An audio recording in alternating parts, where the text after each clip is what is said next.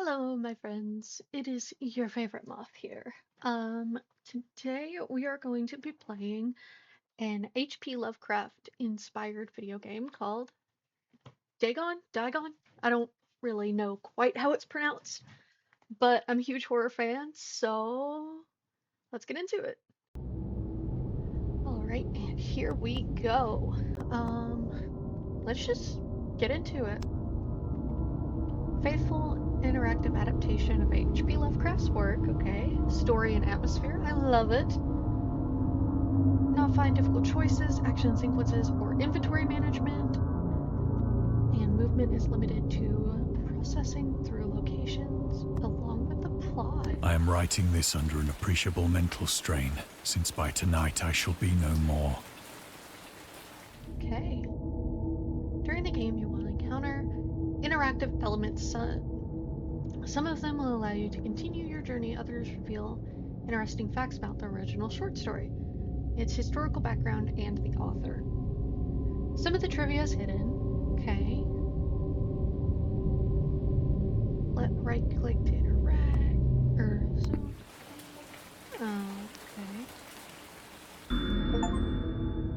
Oh, okay. As to letters, my case is peculiar. I write such things exactly as easily and as rapidly as I would utter the same topics in conversation. Indeed,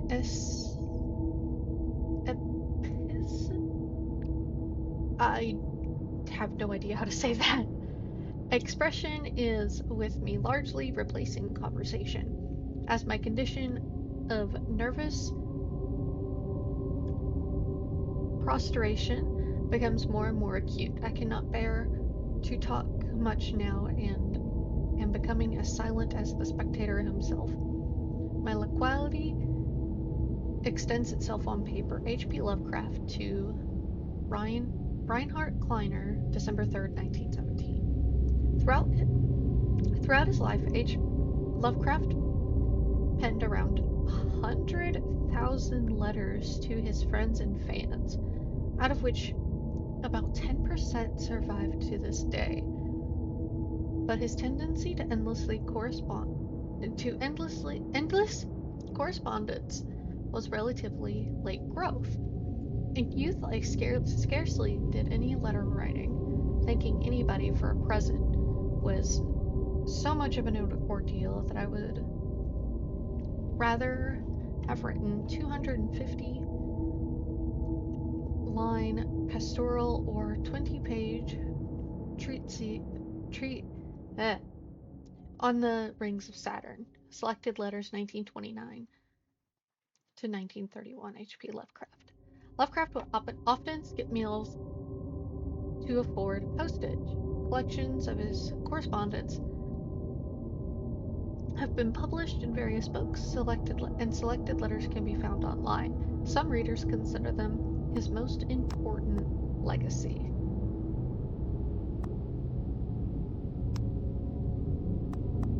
Okay, that's really cool, actually. Penniless, and at the end of my supply of the drug which alone makes life endurable, I can bear the torture no longer, and shall cast myself from this garret window into the squalid street below. Am I about to jump out this fucking window? What?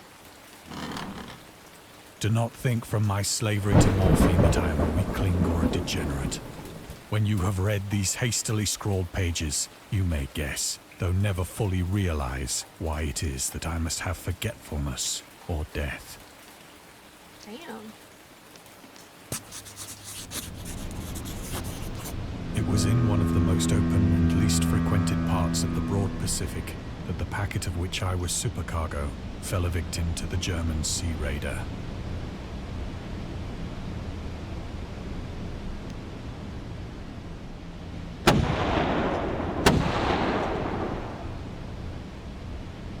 The Great War was then at its very beginning, and the ocean forces of the Hun had not completely sunk to their later degradation. Okay, on another note, the graphics in this are amazing. Like you can see all the detail in the rope, the water. You can even see the sunlight, oh, the sun over there. That's so cool. Clouds. It's immaculate. So that our vessel was made a legitimate prize, whilst we of her crew were treated with all the fairness and consideration due us as naval prisoners. Hmm.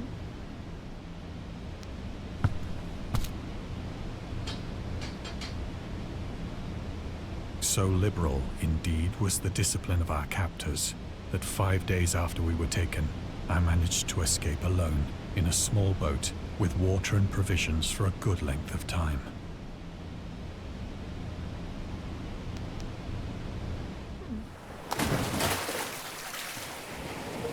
When I finally found myself adrift and free, I had but little idea of my surroundings.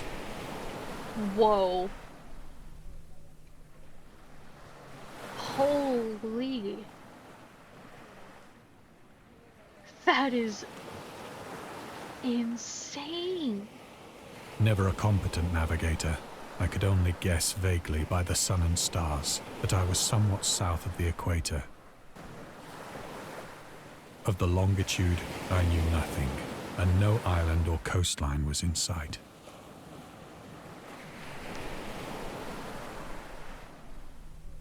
The weather kept fair, and for uncounted days I drifted aimlessly beneath the scorching sun, waiting either for some passing ship or to be cast on the shores of some habitable land. That is pretty scorching, yeah.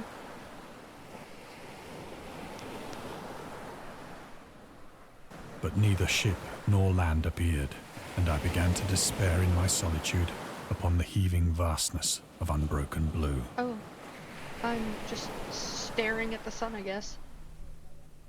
Huh. The change happened whilst I slept. Its details I shall never know, for my slumber, though troubled and dream-infested, Was continuous.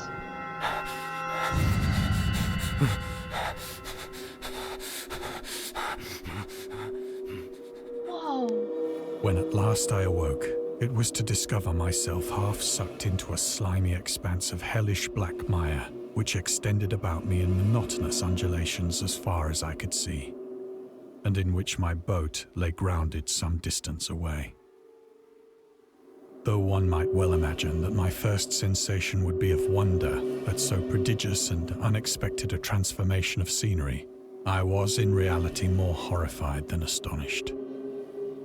As horrifying as this is... It's strangely beautiful. So many people are going to call me crazy for that, but... For there was in the air, and in the rotting soil, a sinister quality which chilled me to the very core. The region was putrid with the carcasses of decaying fish, and of other, less describable things which I saw protruding from the nasty mud of the unending plain. Can I not fully turn around? What is back there? Perhaps I should not hope to convey in mere words the unutterable hideousness that can dwell in absolute silence and barren immensity. There was nothing within hearing, and nothing in sight, save a vast reach of black slime. Yet the very completeness of the stillness and the homogeneity of the landscape oppressed me with a nauseating fear. The sun was blazing down from a sky which seemed to me almost black in its cloudless cruelty, as though reflecting the inky marsh beneath my feet.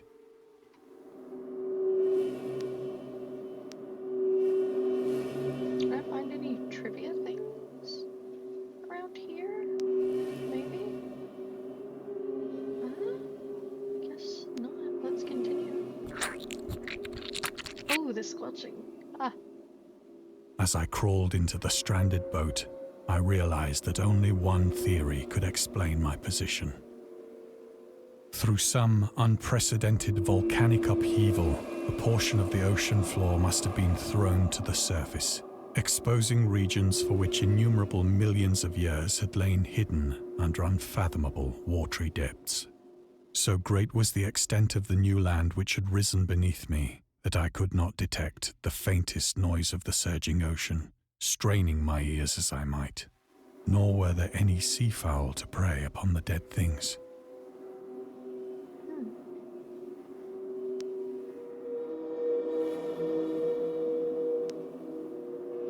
There's no trivia things I can... For several hours I sat thinking or brooding in the boat, which lay upon its side and afforded a slight shade as the sun moved across the heavens. No, I wish I could see it. Why? As the day progressed, the ground lost some of its stickiness and seemed likely to dry sufficiently for traveling purposes in a short time. What is moving? That night I slept but little, and the next day I made for myself a pack containing food and water, preparatory to an overland journey in search of the vanished sea and possible rescue.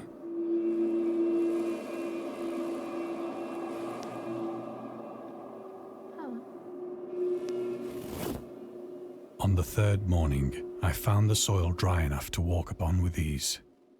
The odor of the fish was maddening, but I was too much concerned with graver things to mind so slight an evil, and set out boldly for an unknown goal.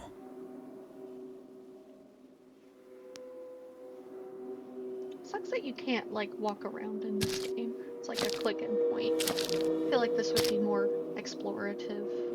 All day I forged steadily westward, guided by a faraway hummock which rose higher than any other elevation on the rolling desert.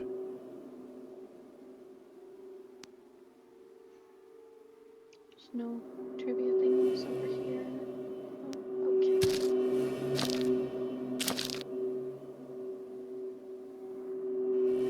Holy shit.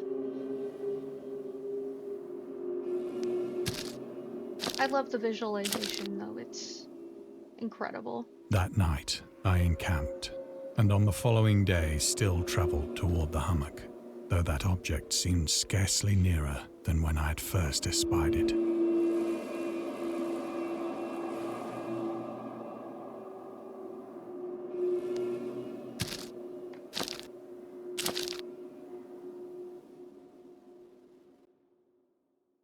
By the fourth evening, I attained the base of the mound, which turned out to be much higher than it had appeared from a distance, an intervening valley setting it out in sharper relief from the general surface. Too weary to ascend, I slept in the shadow of the hill. I know not why my dreams were so wild that night, but ere the waning and fantastically gibbous moon had risen far above the eastern plain, I was awake in a cold perspiration, determined to sleep no more. Such visions as I had experienced were too much for me to endure again, and in the glow of the moon I saw how unwise I had been to travel by day. Without the glare of the parching sun, my journey would have cost me less energy. Indeed, I now felt quite able to perform the ascent which had deterred me at sunset. Picking up my pack, I started for the crest of the eminence. I have said that the unbroken monotony of the rolling plain was a source of vague horror to me. But I think my horror was greater when I gained the summit of the mound and looked down the other side into an immeasurable pit or canyon, whose black recesses the moon had not yet soared high enough to illumine. I felt myself on the edge of the world, I mean, it kind of looks like you peering are. over the rim into a fathomless chaos of eternal night. Through my terror ran curious reminiscences of Paradise Lost, and of Satan's hideous climb through the unfashioned realms of darkness. As the moon climbed higher in the sky, I began to see that the slopes of the valley were not quite so perpendicular as I had imagined. Ledges and outcroppings of rock afforded fairly easy footholds for a descent, whilst after a drop of only a few hundred feet, the declivity became very gradual.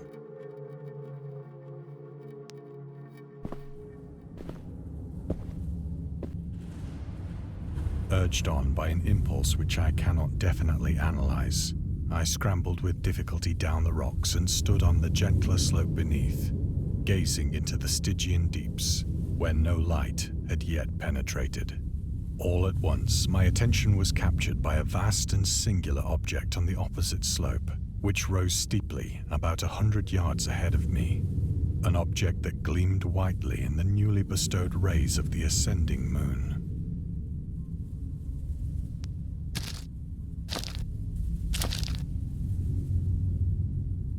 That it was merely a gigantic piece of stone, I soon assured myself.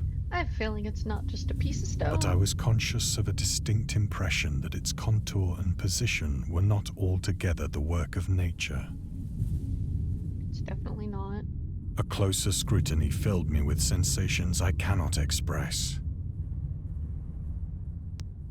For despite its enormous magnitude, and its position in an abyss which had yawned at the bottom of the sea since the world was young, I perceived beyond a doubt that the strange object was a well-shaped monolith, whose massive bulk had known the workmanship and perhaps the worship of living and thinking creatures.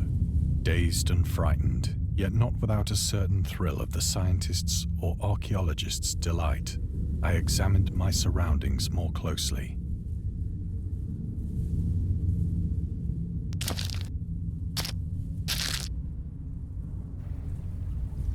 The moon, now near the zenith, shone weirdly and vividly above the towering steeps that hemmed in the chasm, and revealed the fact that a far-flung body of water flowed at the bottom, winding out of sight in both directions and almost lapping my feet as I stood on the slope.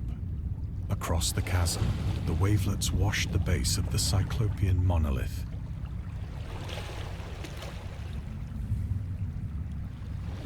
on whose surface I could now trace both inscriptions and crude sculptures.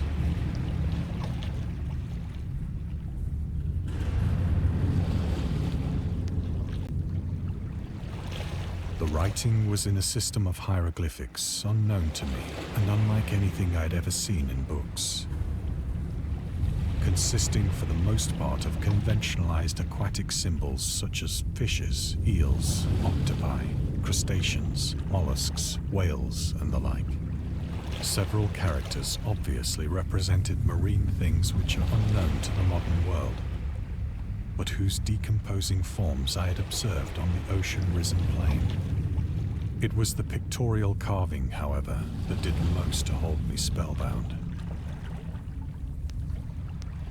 Plainly visible across the intervening water, on account of their enormous size, were an array of bas-reliefs whose subjects would have excited the envy of a Doré. I think that these things were supposed to depict men, at least a certain sort of men, though the creatures were shown disporting like fishes in the waters of some marine grotto, or paying homage at some monolithic shrine which appeared to be under the waves as well. Of their faces and forms I dare not speak in detail, for the mere remembrance makes me grow faint, grotesque beyond the imagination of a Poe or a Bulwer. They were damnably human in general outline, despite webbed hands and feet, shockingly wide and flabby lips, glassy, bulging eyes, and other features less pleasant to recall. Curiously enough, they seem to have been chiseled badly out of proportion with their scenic background, for one of the creatures was shown in the act of killing a whale, represented as but little larger than himself. I remarked, as I say, their grotesqueness and strange size, but in a moment decided that they were merely the imaginary gods of some primitive fishing or seafaring tribe. Some tribe whose last descendant had perished eras before the first ancestor of the Piltdown or Neanderthal man was born. Oh, I can't go back to that. Damn.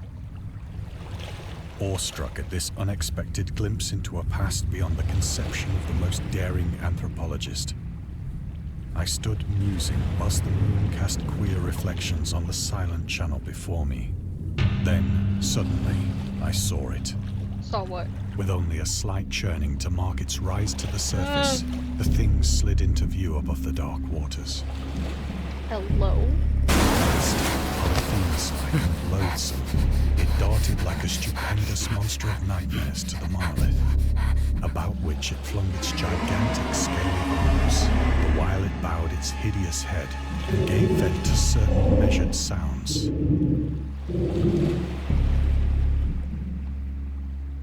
I think I went mad then. Please don't tell Of me I my have to run frantic from this. ascent of the slope and cliff, and of my delirious journey back to the stranded boat, I remember little.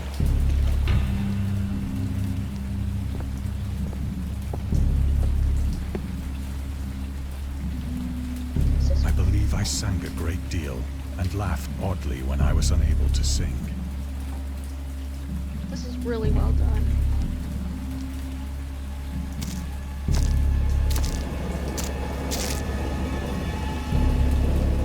I have indistinct recollections of a great storm sometime after I reached the boat. At any rate, I know that I heard pearls of thunder and other tones which nature utters only in her wildest moods.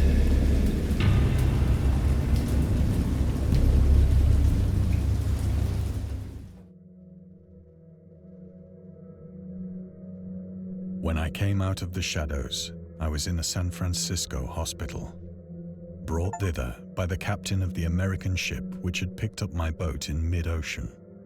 In my delirium, I had said much, but found that my words had been given scant attention. Of any land upheaval in the Pacific, my rescuers knew nothing, nor did I deem it necessary to insist upon a thing which I knew they could not believe.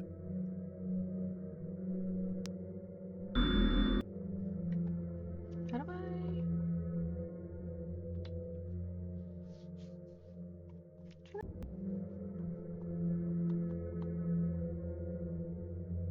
Man, I wish I could read it.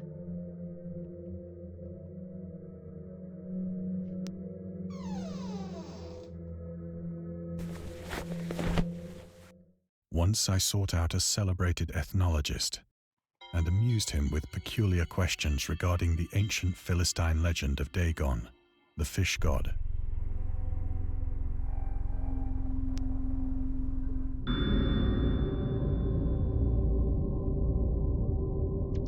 Dagon was the main entity of the Philistines, worshipped throughout the Middle East as the ancient god of fertility and crops. In Hebrew, the word Dagon was a common noun for grain. The rulers of Akkad, Mesopotamia, chose him as a patron saint of their war conquests. He also appeared as the judge of the dead in an Assyrian poem and an underworld prison warder in one of the Babylonian texts. He is often mistakenly taken for a fish god due to the wrong interpretation of his name, as in Hebrew the word dag means fish. In H.P. Lovecraft's works, Dagon is an underwater deity ruling over the deep ones, a humanoid race with fish traits that resides in the oceans. He is worshipped by a secret cult called the Esoteric Order of Dagon. That's really interesting. Hello?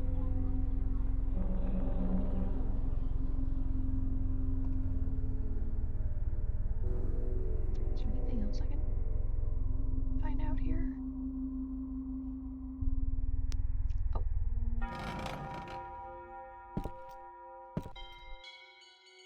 But soon perceiving that he was hopelessly conventional, I did not press my inquiries.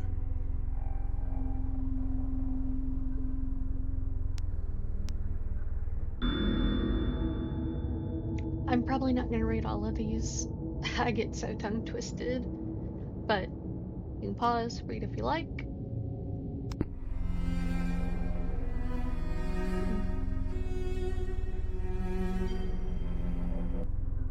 This is really well done. I know I've said it 1,000,001 times, but it's true. It is well done. Hello.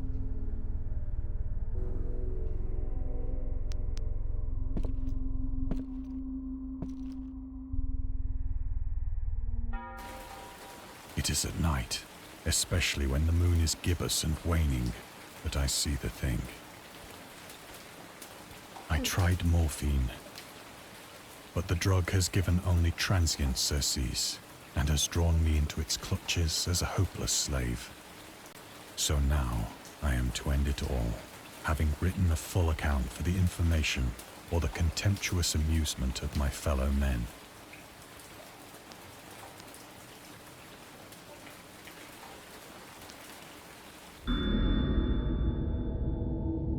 I'm gonna let y'all pause to read this. I'm gonna scan it really quickly.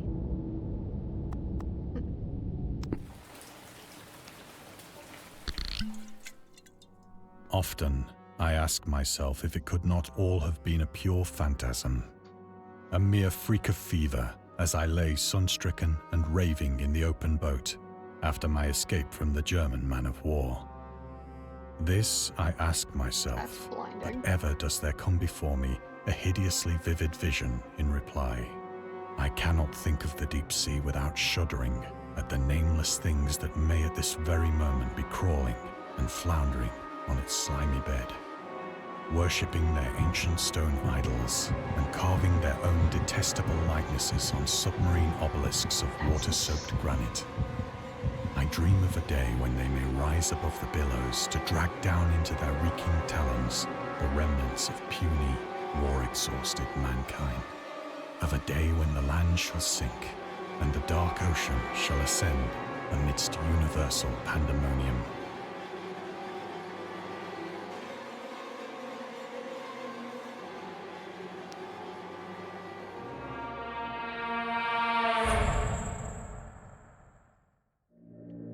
The end is near.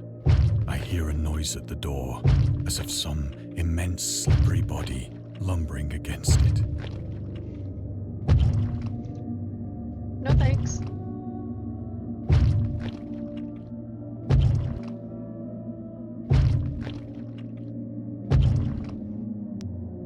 It shall not find me.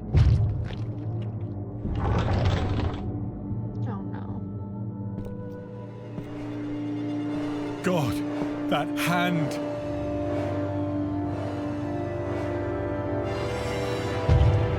The window! The window! Oh fuck. Okay, okay, I'm going.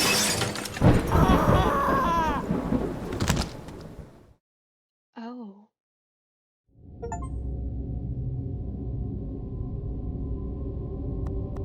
Oh, they have railway horror. They have DLCs? Oh my god.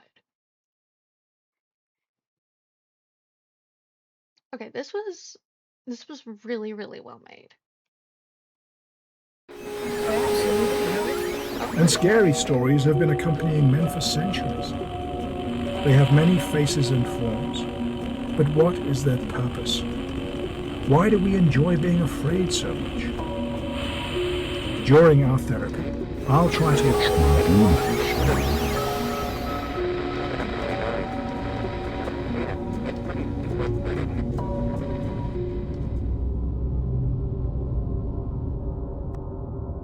There's a demo for that available? That's really cool. Oh, I missed a lot. I missed a lot of that. Yikes. Well, my friends, that was Dagon or Dagon. I don't know if it can be pronounced either way, but whatever. I hope you all enjoyed. I know it was kind of a short play, but I've been wanting to play it for some time now. I really hope you guys enjoyed, and I'll see you on the flip side.